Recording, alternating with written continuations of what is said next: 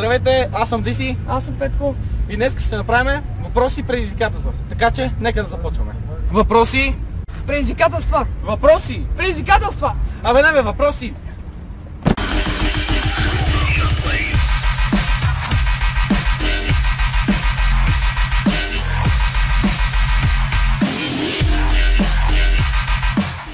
И така, първото предизвикателство е от Макс Харди. и то е да се надбягваме.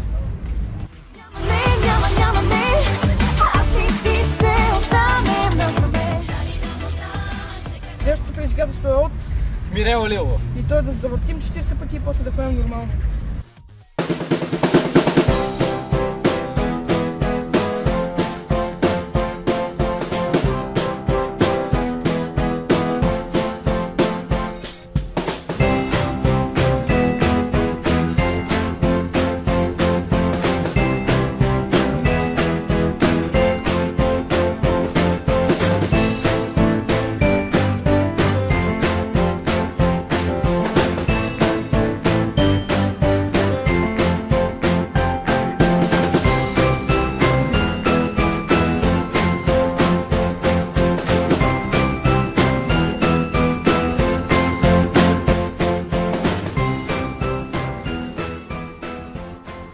Следващото предизвикателство е от Пенчо Пападински.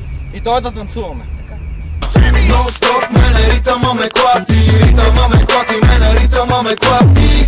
Non-stop, мене ритъма ме клати, ритъма ме клати, мене ритъма ме клати.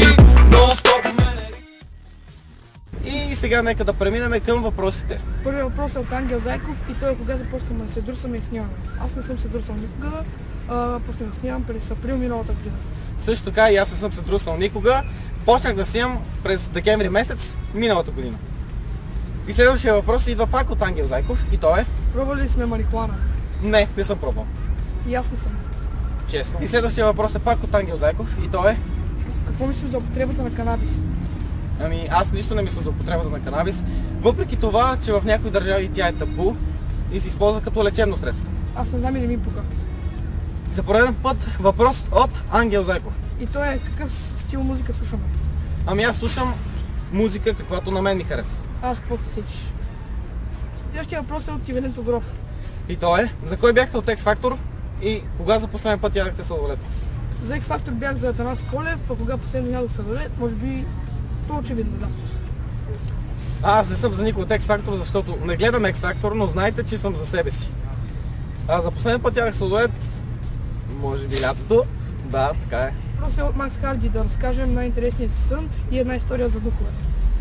Значи, когато бях малък, спах при моите родители и се събудих изведнъж от сън и бях целият покрит с някакви кожи от животни и взяха някакви крака от горната част на леглото и викам, къде е дядо? Те казаха, няма го дядо. И на тяхното легло имаше някакъв хобот от слон.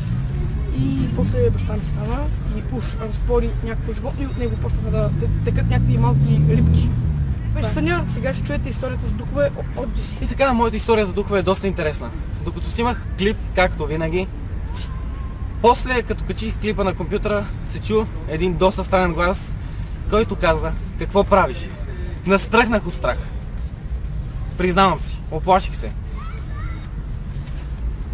Такъв глас, даже и програмата ми не може да го направи. Не знам точно какво беше това. Не описувам, бе. Следващия въпрос е от Макс Харди и той е какво ни запали в влоговете, кое ни е любимото животно, най-странното нещо, което сме чували от мъж жена и любимо природно явление.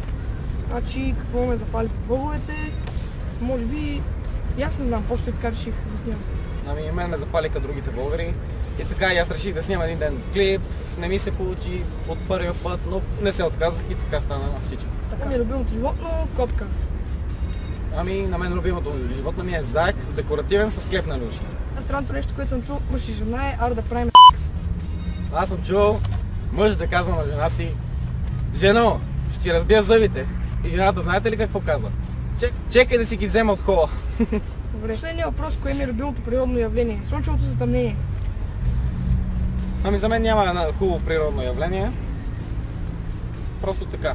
Не съм фен на природните явления. Последният въпрос от Милен Генов, той е какво правим в Даско? Да пеем, може би. Ами какво може да се прави в даскалото? Учи се, разбира се, и се ходи по гаджети. И това беше от мен DC и от Петко. Благодаря ви, че гледахте този клип.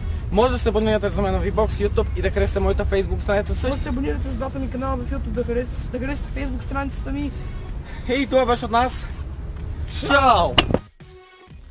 I go hard in the motherfucking paint, nigga.